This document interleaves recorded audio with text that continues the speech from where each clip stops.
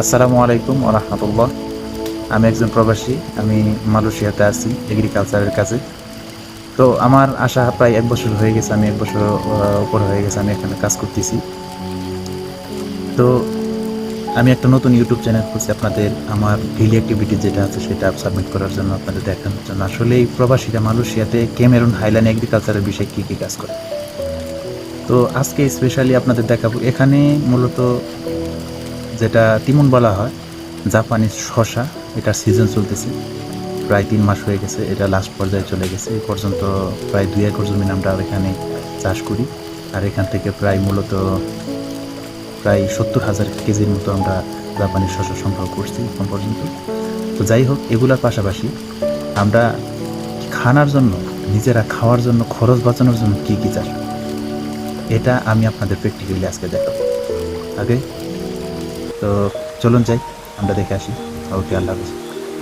আমাদের দেশি জিনিস কিন্তু আমরা খুবই ভালোবাসি, তাই বাংলাদেশ থেকে বেগুনের বীজ নিয়ে এসে এই জায়গায় চাষ করা হচ্ছে শুধু আমাদের খাওয়ার জন্য।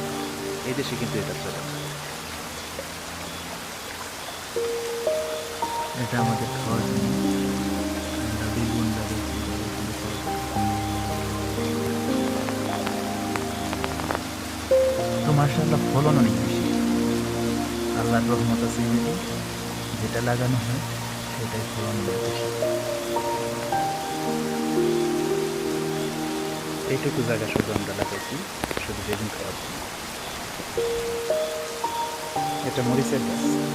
আমি আপনাদের কিছু মরিচের গাছ দেখাবো, যেটা আমরা দেশি। এটা মরিচের গাছ, আমরা মরিচ এখান থেকে তুলে নিয়ে খাই।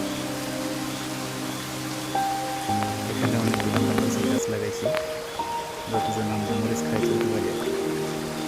এটা আমাদের এখান থেকে পাচ্ছি।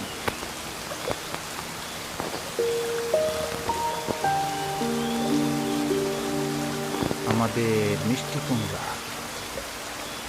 এটা অনেক সুস্বাদু, বাংলাদেশে অনেক চলে। এটা বাংলাদেশে একটু বেশি খাদ্য, এটা ওজন বেশি হয়ে গেছে তাই মাটিতে রেখে দিচ্ছি। এটা অনেক মাশাআল্লাহ, অনেকগুলো হয়েছে, অনেকগুলো ফলন অনেক বেশি। এটা দেখি কত সুন্দর।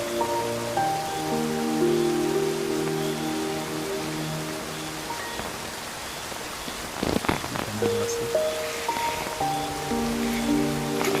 শেষ করে যাবে না, খাইয়ে শেষ করে যাবে। গাছ লাগাইলেই কোথাও না কোথাও হয়ে যায়। এটা এক ধরনের ফল, যা খাওয়া যায়। আমি এটা কখনো দেখিনি বাংলাদেশে। এটার পাতাও খায়, খুবই পাতাগুলা খুবই একটু তিতা তিতা লাগে। এটা ভর্তা করে খায় পাতা। বলেন তো ভাই, এটা কি? এটা একটা মরিচ, প্রচণ্ড জাল। এটা হচ্ছে নেপালি মরিচ, এটা নেপালের একটা জাত। এটা আমরা আবাদ করি শুধু মাংস, ভালোভাবে কিছু আদা রসুন ছেঁচে এটাকে পাকাইলে খুব সুস্বাদু লাগে।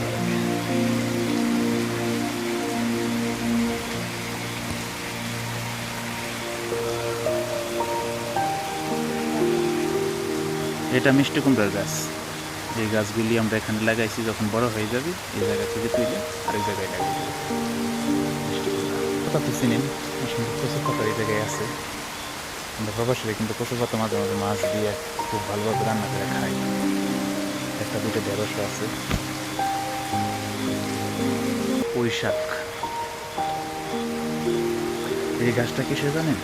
স্ট্রবেরি। স্ট্রবেরি নাই, স্ট্রবেরি ভালো স্ট্রবেরি ধরলে পাকলেই খাই ফেলে। এটা হচ্ছে সিম গাছ। এটা সিম গাছ, সিম ধরতেছে।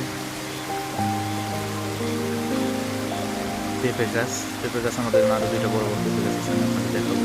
এই দেখেন, অনেক বড় পেঁপে গাছ। আমাদের এখানে কিন্তু এই কলা গাছ আমরা নিজেরাই লাগাইছি। কলা ধরে অনেক কলা ধরছে।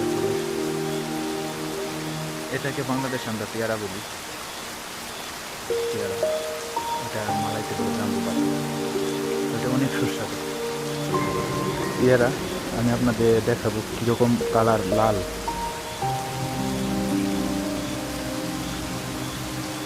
হ্যাঁ, আরেকটা পেঁপে গাছ।